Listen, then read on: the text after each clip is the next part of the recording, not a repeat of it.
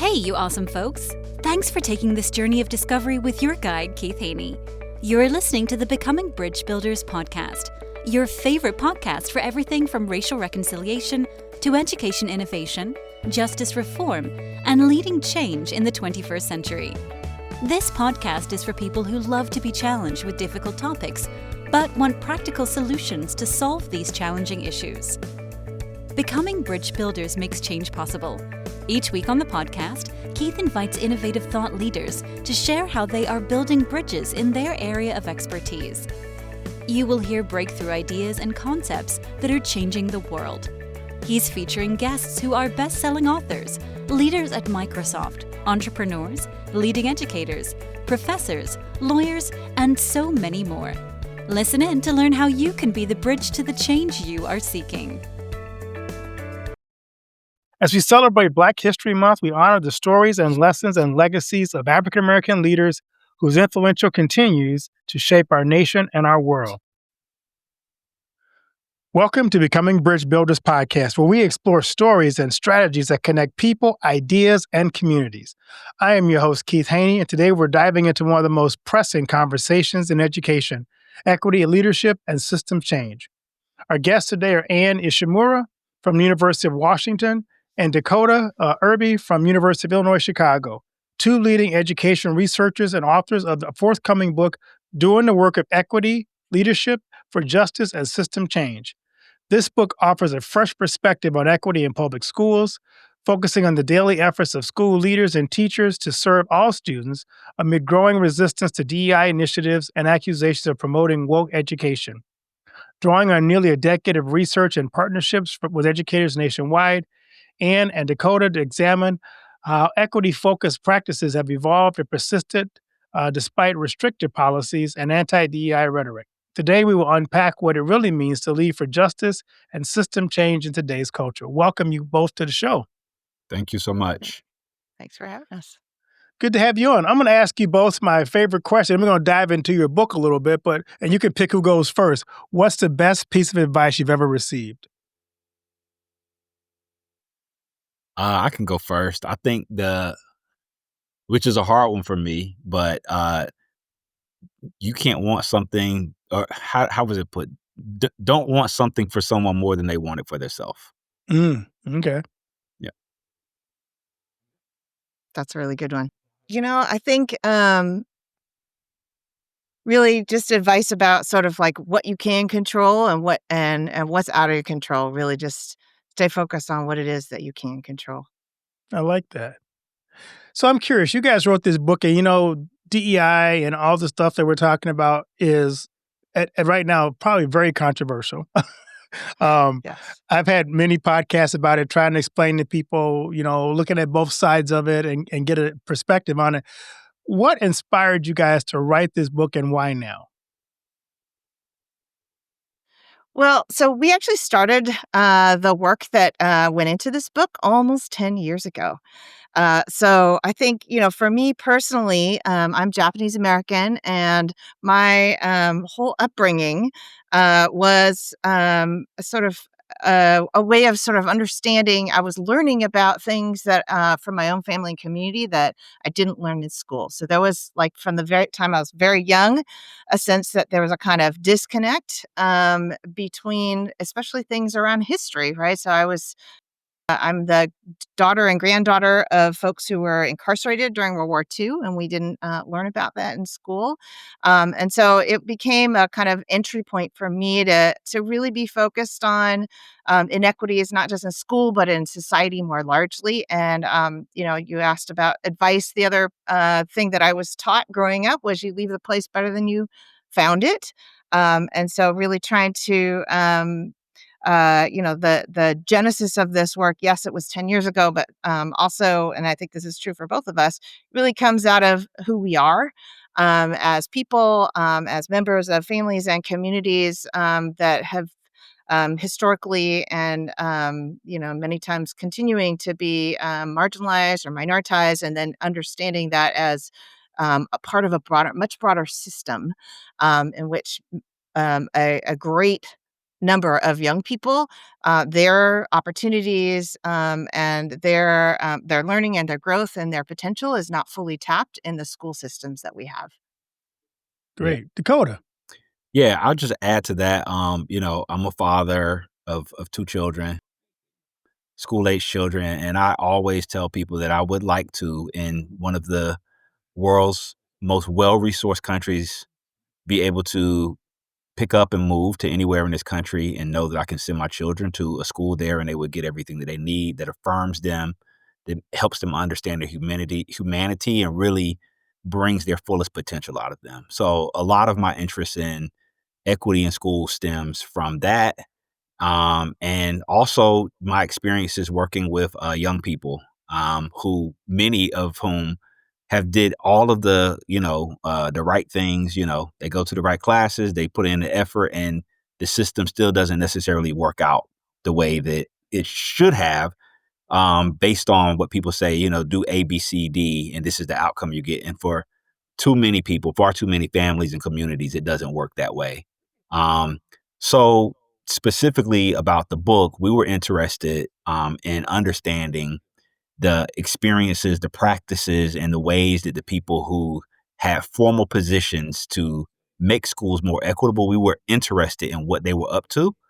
We started seeing people in these equity leadership positions in districts shortly after Trayvon Martin was killed, and the Obama administration's Department of Education administered a Dear Colleague letter, letting school districts know they should be concerned with disproportionality and discipline, which led to a conversation about disproportionality in special education, misdiagnosis, underdiagnosis, and all of these different kinds of disparities. And so we were interested in what the people who were formerly responsible for leading this work were actually doing on a day-to-day basis. And that led us to the research project that we report on in this book. Awesome. Your title, I love your title. It's emphasizing doing the work. Why action rather than just awareness is so critical to the work you do. So explain a little bit about the title and idea of doing the work. Yeah, this is a phrase that we heard those educators use over and over again, talking about doing the work. And you kind of prefaced the question with exactly what we are after. There is that there's a lot of things about the sort of commitments that people have and their beliefs and their mindsets, and we really wanted to focus on, well, what does it look like for the folks who are within these systems to actually make change? And how do we do that in ways, there's a chapter in there that Dakota wrote with Maurice Sweeney, um, about sort of going deeper into that kind of change than just putting out fires. Because I think a lot of times, especially in the beginning of those times when we had these folks charged with leading equity, a lot of the expectation was that they would put out fires. And instead, it was about really, how do we change the way that we go about everyday work? The policies that are shaping our work, the data that we use to have conversations, the ways that we're interacting with people, and how we think about improvement, um, and how do we change those things so that the fires aren't popping up all over the place, that we're actually changing the underlying structures. Anything you want to add, Dakota? No, I mean that pretty much covers it. Yep, yep. I think the emphasis on practice and what people were doing was the most important thing. So that's why we wanted to focus on doing. And one thing I will say is that it was people make this clear distinction. And when you go into a school or to a district, there's a clear distinction that people make between who says they're doing the work and who's actually doing the work. And so that's why people was like, well, those of us who are actually doing the work. And so that's why we put the emphasis in the title, is that the folks that we had the fortune of, participating in our research project, they were very clear that there's a distinction that focuses on doing an action that's different from talk and from surface level, commitments to making schools better places for children who need it the most. So your book uses a framework of mornings, middays, and evenings to describe the cynical nature of equity leadership. Can you unpack what that metaphor means for us? Yeah, so Can I I'll get pick the started? Yeah. So basically, what it speaks to is kind of two things. First, this broader historical trajectory for change to operate and to move in cycles, right? And so we see these periods of progress, and we see these periods where things don't feel as progressive. We argue in the book that we're in one of those right now where we feel like we're going backwards after we've made some steps forward. And we could think about this historically, Reconstruction and then the end of Reconstruction, right? Reconstruction period felt very progressive. Civil rights movement felt very progressive. Black Power movement felt very, very, very progressive and was very progressive. And then we went into the Reagan years where we encountered a wave of kind of conservatism that took us away from kind of the progressive ideals that many of the people who we look to as leaders and icons, espoused. So taking that idea, we also found in the book that the leadership practices happen in sort of a cycle. As I mentioned at the top of the segment, we started the beginning of the project we think of as, around 2014, 15, after George Zimmerman was acquitted in the killing of Trayvon Martin. And that's when we first saw the hashtag Black Lives Matter. It wasn't popular yet, but that's when it first emerged. We saw the Million Hoodies movement. So we saw this swelling of commitment to making society better and fairer for people who especially presidents had not really acknowledged as being, on the receiving end of injustices. So Barack Obama acknowledged that. His department during his second term, he did a lot and started to speak more about issues of justice. And so that led us into this first wave that we call mornings. And that morning was really a period where people did things like write policies. They framed issues. They started thinking about data in different ways. And pretty soon after that period, if we think about when George Floyd was killed, it kind of ushered us into a period where there was a rapid proliferation of people and districts investing in this particular kind of work. So we saw resources, we saw the formation of equity offices, we saw people not only being specialists, but now being appointed to the superintendent's cabinet. So there was an influx of resources and commitment to racial equity. And then in that time, people started to experience pushback. Districts started to experience pushback. This came in the form of book bans, attacks on critical race theory, attacks on DEI, organized efforts to take over school boards, all of these different sorts of things. And for the people who were leading the work, personal attacks and personal threats. That midday work where people were open and kind of, really pushing for equity in schools eventually gave way to what we call evening work. And in the evenings, people started to think about solidarity and coalitions and really like working across different kinds of groups, whether that's geographic boundaries, so multiple districts coming together, people within districts working together to make sure that they were able to sustain the work that started in spite of all of the kind of outright attacks and microaggressions that they were experiencing. And then we argue at the very end of the book that, at the beginning we had these awakenings, and at the end we end the book, the final chapter, with the idea of dreaming. And the dreaming is about both resting and dreaming, but also about being in community with people, having conversations, communicating, strategizing, and dreaming about what schools can actually look like for young people. Because we know that if we think about the cyclical process, that a new morning is eventually going to come. I've served in mostly urban areas in my ministry. So I started out in Detroit, Michigan, then went to St. Louis, Missouri, inner city. Then I was in Milwaukee, and then I was in Chicago for a little while. What I don't think people sometimes understand is all educational systems are not the same. They don't all have the same resources. And so sometimes the argument that I hear back is, if you just work hard, it doesn't matter what school you go to, you can achieve. How do you deal with some of the, because I don't think people understand sometimes that there really is a difference in the quality of the education in the system.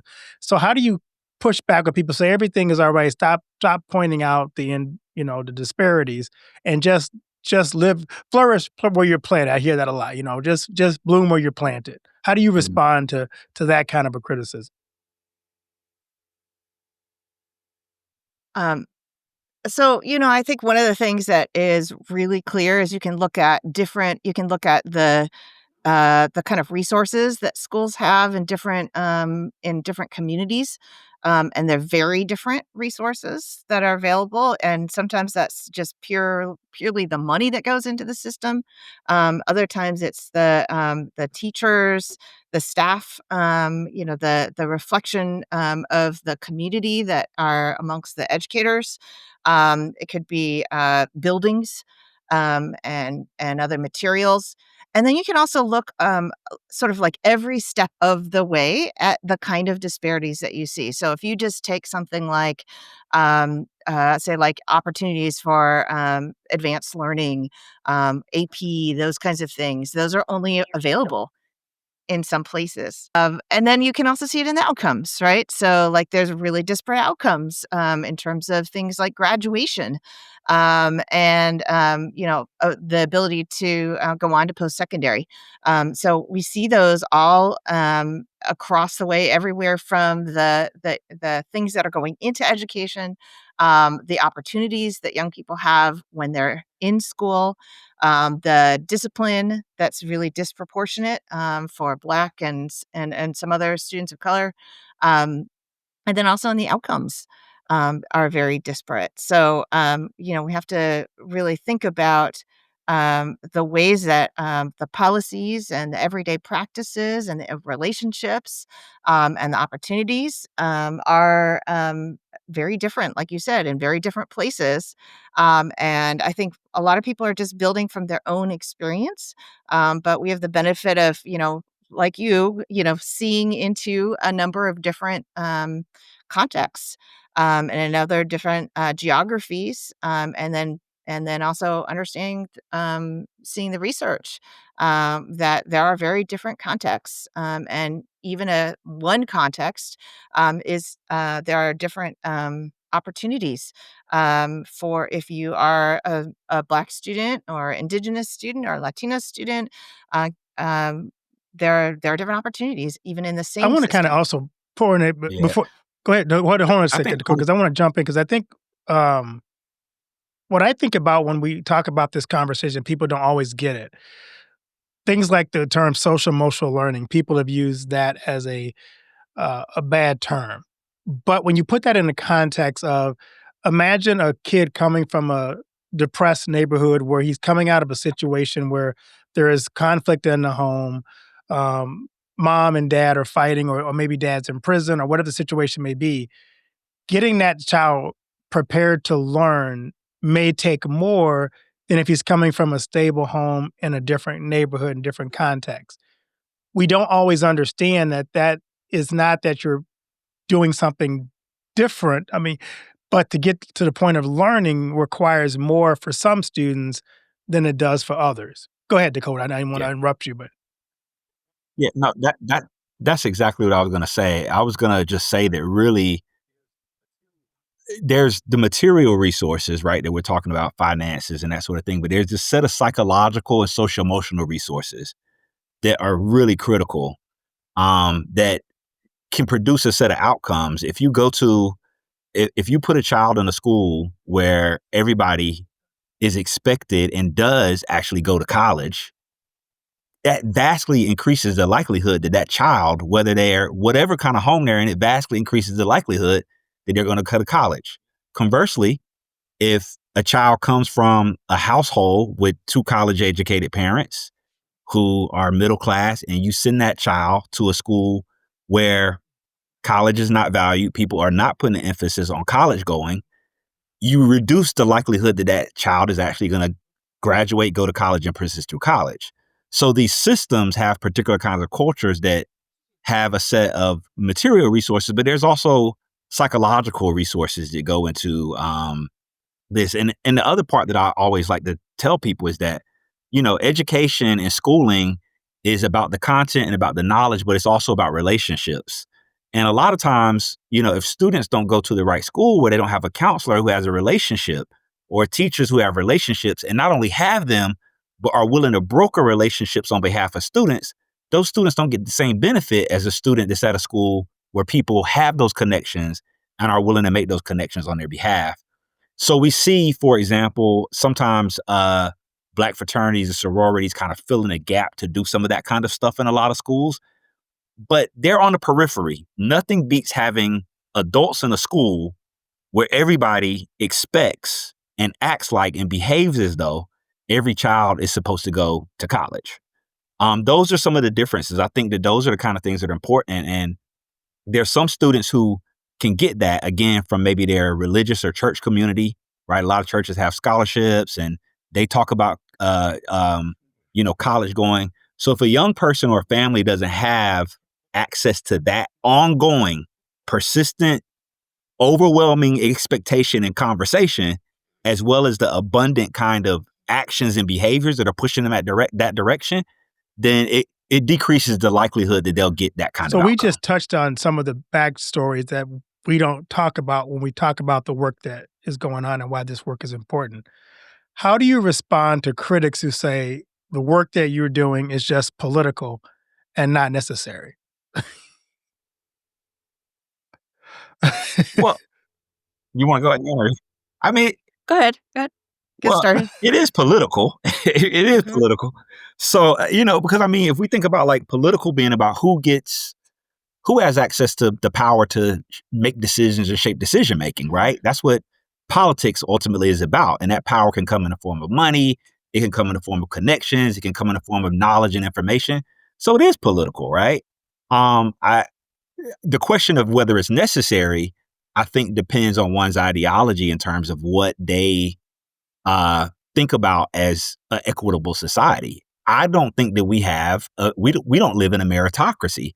And because we don't live in a meritocracy where your efforts are going to automatically give you a certain set of results, then we need to think about the other kind of forms of power that help people get results that would make society look more equitable. So I think that it is a political thing. And these people in the book realized that they were working in highly political, racial political contexts as they were doing this work, and they chose to do it anyway. Go ahead, Ann. I think you had something you wanted to add.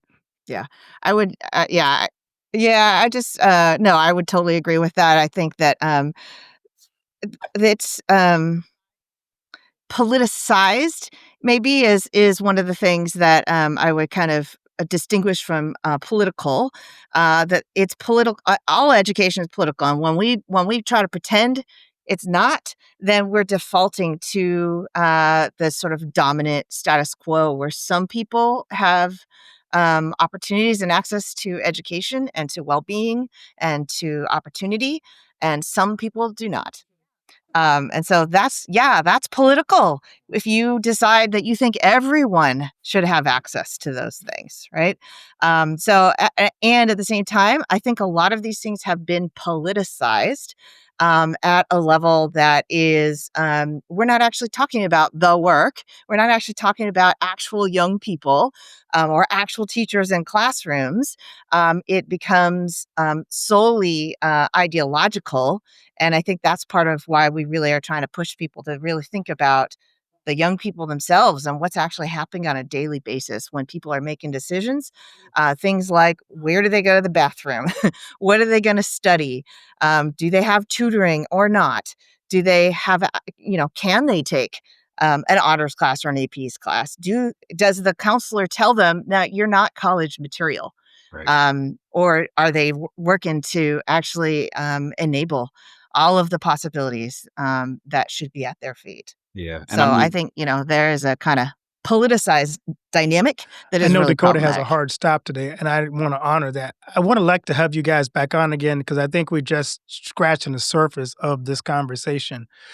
But as we kind of wrap up today, where can people find your book and where can they connect with both of you to learn more about the work that you're doing? yeah, so our book is available on pretty much all online retailers. You can get it at Teachers College Press, or if you have Amazon, you can go on Amazon and do a one-click shop. Again, the name of the book is Doing the Work of Equity Leadership for Justice and System Change. And people can find me at my website, dakotairby.com. And you can find me at annishimaru.com, or also you can find the book through Bookshop. Well, Ann and Dakota, thank you for sharing your insights, for this important work that you're doing to advance equity and justice in education. For our listeners, if you want to learn more about their forthcoming book, you can look at Doing the Work of Equity and Leadership for Justice and System Change. I know links that'll be in the show notes below. As always, thank you for tuning in to the Becoming Bridge Builders podcast. If you enjoyed this episode, share, subscribe, and leave a review for us. Until next time, keep building bridges that connect and inspire. Thank you so much, both of you, for being on the show. Thanks so much. Thank you. Do you know that most entrepreneurs hit a revenue ceiling and have no idea why? They're working harder, spending more money, running more ads, but revenue stays flat. My friend Dr. Noah St. John calls this the invisible break. He's giving our listeners a free revenue ceiling audit to help you see what's really holding you back. You'll get a free 30-day membership to Noah Bot, giving you access to Dr. Noah's 30 years of experience to help you reach your next level. But hurry, because there's only 50 available this month. So if you're tired of being stuck at the same revenue level and want to finally break through, get your free revenue ceiling audit at drnoahvault.com in the affiliate link that'll be listed in the show notes.